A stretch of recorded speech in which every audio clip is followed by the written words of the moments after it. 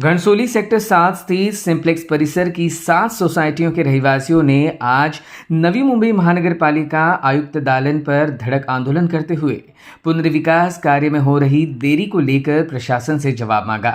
पिछले कई वर्षों से जर्जर इमारतों में रह रहे इन नागरिकों ने अपने जीवन और स्वास्थ्य पर मंडराते गंभीर खतरे को देखते हुए आखिरकार आयुक्त कार्यालय पर एकत्रित होकर प्रशासन का ध्यान इस ओर खींचा।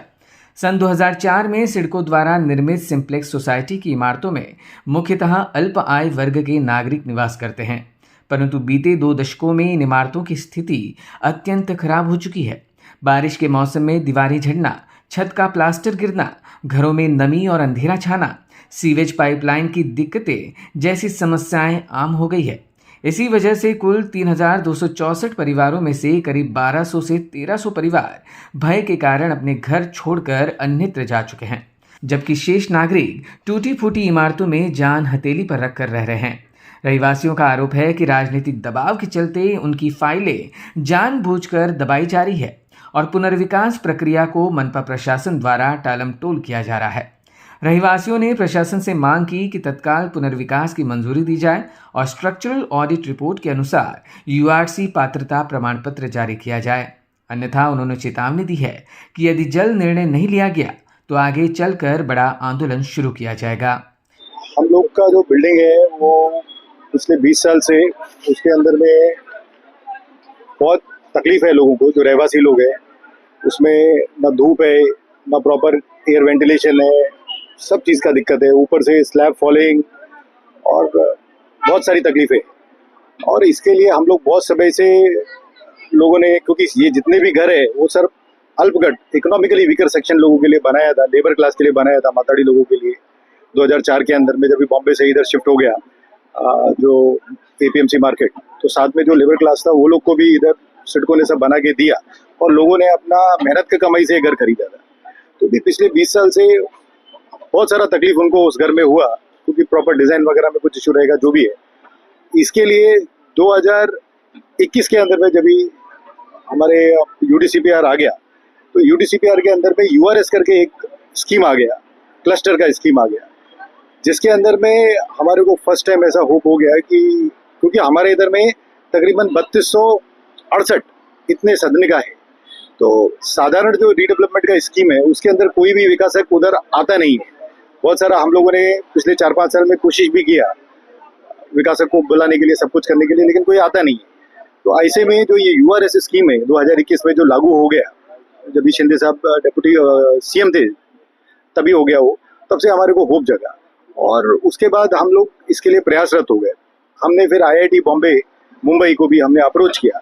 अप्रोच करने के बाद में फिर, क्योंकि उनका बहुत बिजी शेड्यूल है, जितना भी गवर्नमेंट का ऑडिट होता है सब उधर होता है, तो उसके बाद फिर हम लोगों ने आईआईटी खड़गपुर को अप्रोच किया। हमारे कंसल्टेंट ने बताया उधर में कि वहाँ पे उनका एक सेपरेट आर्किटेक्चरल डिज़ाइन का जो डिपार्टमेंट है, और वहाँ से भी रिपोर्ट हमारे फेवर में ऐसा मिला कि जो भी सिंप्लेक्स के अंदर में जो 7 सोसाइटी है, जो 3200 घर है, उनका डिज़ाइन और उनका जो जिस तरीके का स्ट्रक्चर है वो अनफिट फॉर ह्यूमन हैबिटेशन है। मतलब वहाँ पे एक मनुष्य नहीं रह सकता, अलग अलग रीजन से। वो बहुत बड़ा रिपोर्ट है, उन्होंने सबमिशन किया हुआ है। उसके बाद भी हम लोगों ने वीजीटीआई को अप्रोच किया, तो वीजीटीआई जो अपना माटुंगा में है और अपना महाराष्ट्र का जो टॉप का संस्थान है, उन्होंने भी ऐसा लिख के दिया कि हमारी जो बिल्डिंग्स है वो मनुष्य के रहने के काबिल नहीं है, अनफिट फॉर ह्यूमन हैबिटेशन है। ये सब रिपोर्ट को लेकर हमने महानगर पालिका में सब सबमिशन किया। क्योंकि ये जो यूआरएस स्कीम के अंदर में हम पुनर्बांधनी करने के लिए जाना चाहते हैं, उसके अंदर में पात्रता के लिए हमारे को ये सब रिपोर्ट सबमिशन करना पड़ता है।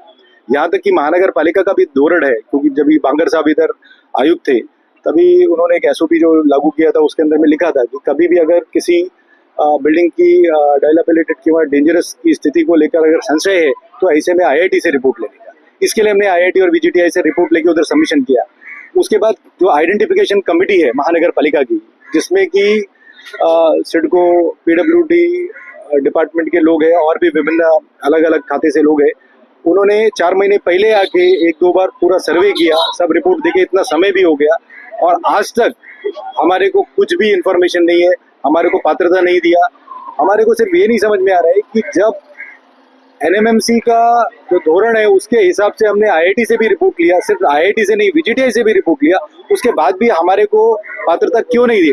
और ये पात्रता हमारे को नहीं दे रहे हैं करके हमारी तकलीफ बढ़ती जा रही है। ऑलरेडी बिल्डिंग की खराब कंडीशन की वजह से तकरीबन 1000 से 1500 लोग उधर से फॅमिली छोड़ के जा चुकी है। छोटी होती, आता 20 वर्षात आमची मुलं मोठी झाली, त्यांचा अभ्यासाचा प्रॉब्लेम येतोय। परत तिसऱ्या माळ्याच्या लिकीचा एवढा प्रॉब्लेम झालाय ना, अक्षरशः स्लॅब पडून कोणाला हाताला लागतोय, कोणाला काही होते।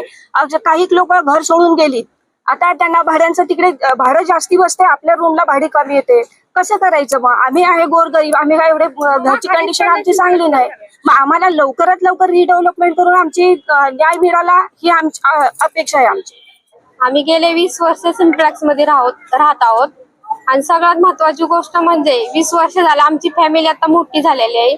दुसरी गोष्ट आमच्याकडे पाण्याचं लिकेज, पडणारे स्लॅब आणि छोटा रूम यामुळे आम्हाला म्हणजे खूप त्रास होते आणि आम्ही साहेबांकडे फक्त क्लस्टर डेव्हलपमेंटसाठी निवेदन करण्यासाठी आज जमलेल्या सगळ्या महिला आहेत ना त्या आलेल्या आहेत आणि लवकरात लवकर या गोष्टीकडे लक्ष द्यावं एवढंच आमची विनंती। आमच्या पण एवढ्याच मागण्या आहेत की लिकेज सिम्प्लेक्स मध्ये लिकेज खूप होते, आणखी स्लॅब सुद्धा पडायला लागलेत।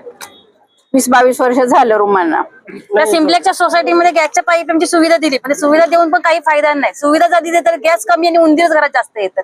उंदीरामुळे घरात परत कीटकनाशक जास्त होतात, परत ते गॅलरीमध्ये अजिबात पाणी होतं तर खालची माणसं ओरडतात, खालच्या माणसांना पण त्रास आमच्यामुळे होतोय। सारखी वारंवार आपापसात सामान्य लोकांमध्ये भांडण्याचा त्रास होतोय, त्यामुळे अजिबात आम्हाला तिकडे जमत नाही। आम्हाला रिडेव्हलपमेंट करून द्या, म्हणजे द्या, आम्हाला न्याय पाहिजे। त्या न्याय पसाठ्याचे आम्ही हजारो महिला घेऊन आलेलो आहे। हो, प्रत्येक महिला प्रत्येक जण आझाद मैदानात जाऊन आंदोलन उपोषणाला बसणार आहोत। ऑलरेडी खाडीच आहे ती आणि घाण येते, आमच्या हवा वगैरे मच्छरचा भरपूर त्रास आहे आणि मेन म्हणजे उंदीर तर डायरेक्ट दुसऱ्या माळ्यापर्यंत तिसऱ्या माळ्यापर्यंत रूम मधनी शिरतायत, हे पण problem. Bureau input EW network.